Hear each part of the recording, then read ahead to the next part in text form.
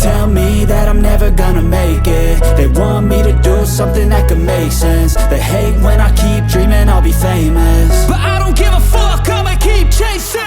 I got all this potential that's deep inside of me, but they hate when you're successful cause they try to be. They sit there being judgmental because you're trying things, and they just want you to settle and do the right thing. So get a good job, don't slack off. Wake up every morning, make a good impression on your boss. Don't do anything that I wouldn't do, and when you're making money, make sure you don't spend it too soon.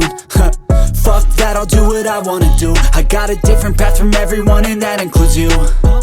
Who are you to tell me how to live life? In these times it feels like nobody is right, yeah. So I'ma figure out what else we succeed, and then invest all of my time into that and proceed. I need whatever the hell could make me happy, and I don't think you have a clue what could that be. They tell me that I'm never gonna make it. They want me to do something that could make sense. They hate